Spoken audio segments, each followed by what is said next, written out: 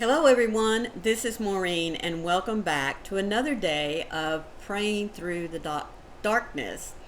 Our topic for today is titled Freedom of Grace.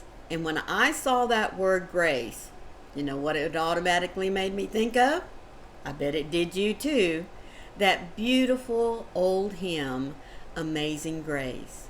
How sweet the sound that saved a wretch like me. You know, when I think about that word wretch, I wonder what does that really mean? What is a wretch?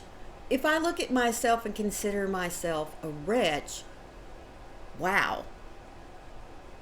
What is that really? Well, I went out on the internet. Thank goodness for that. I didn't have to pull out my dictionary, but I found words that are synonym. You know what I'm talking about. Words that are similar to it. I just can't say that word right now, and you would think an English teacher could say that, wouldn't you?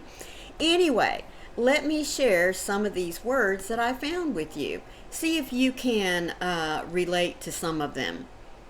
Miserable, unhappy, sad, broken-hearted or heartbroken, someone who is in constant state of grief, sorrowful, anguished, depressed and distressed, desolate, devastating, cheerless, dejected or a feeling of being rejected, glum, morose, low-spirited, down in the mouth, ill-starred, I like that one, down on one's luck, an unfortunate person, let's see, hapless, pitiful, downtrodden, oppressed.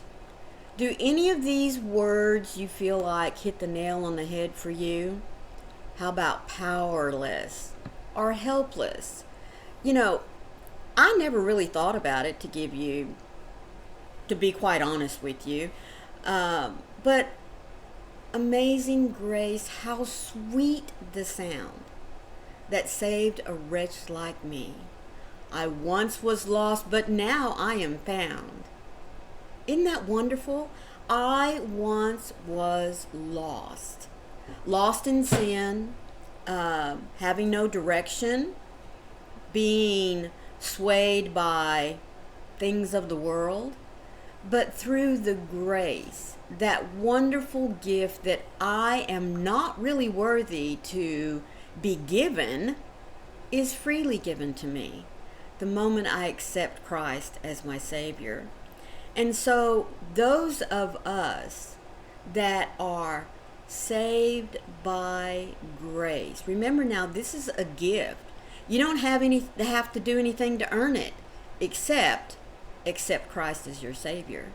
I mean, there's no number of good deeds that you can do in this world that will grant you grace. There's no number of acts. Living a good life will not guarantee you grace. There's no way to get into heaven except through the acceptance of that wonderful gift that God gives to each and every one of us freely. Doesn't matter for man or woman, child, girl, boy.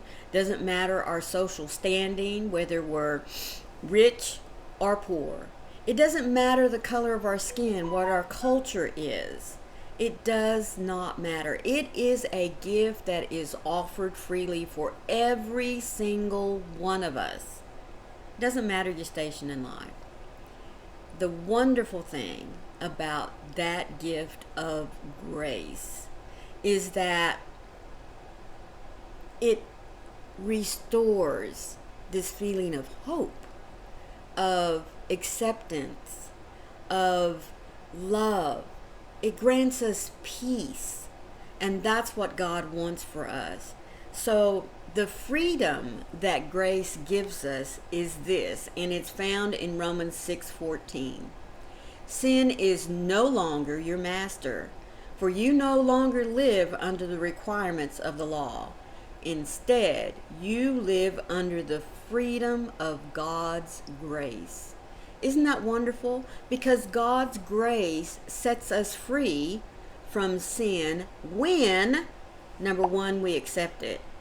Number two, we allow God to take control of our lives, to show us the plan that He has for us, and to follow that plan. The other nice thing about grace, folks, is that when we do stumble and fall, when we get off the path thinking that we know better, God doesn't disown us. God doesn't say, okay, I did my best for you, so now you're on your own. No, He sits there patiently waiting for us to acknowledge to ourselves and to Him as well that His way is better, that He knows best, and to accept the fact that it's okay. He's just waiting there patiently for us to realize, number one, His grace covers everything.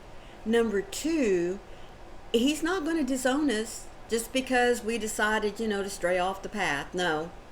Like I said, He's patiently waiting for us to come to the realization that we messed up and that we need to come back home to Him.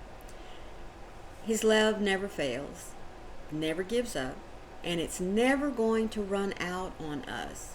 That's what's the beauty of this amazing grace that He has for us.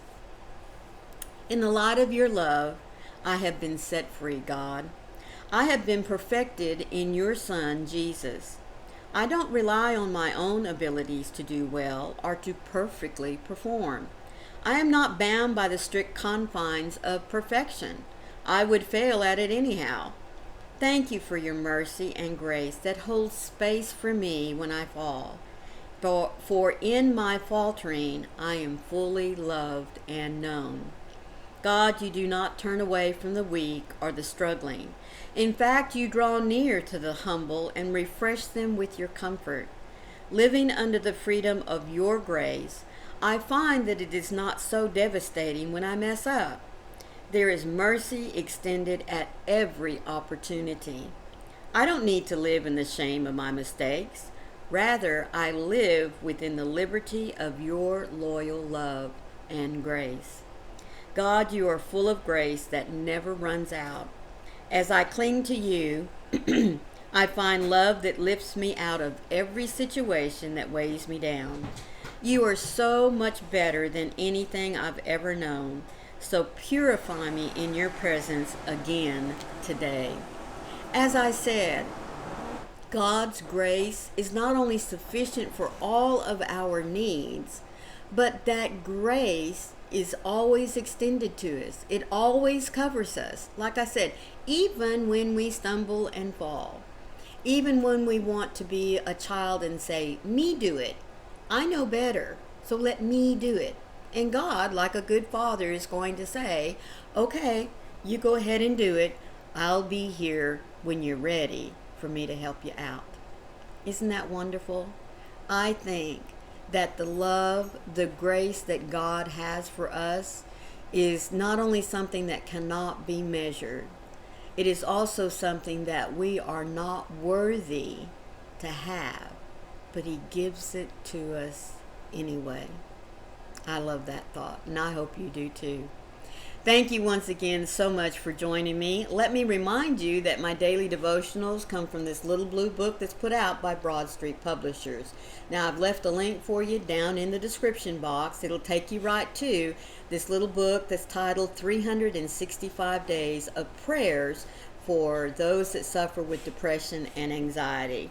And you have to admit, we all go through that at some point in our lives. And sometimes, even just a little bit. It doesn't matter. We all come to a point in our lives where things just aren't going right and we get stressed over it. So this little book has words of encouragement, verses, and little prayers that you can read that will help to restore your faith in the fact that you are not alone.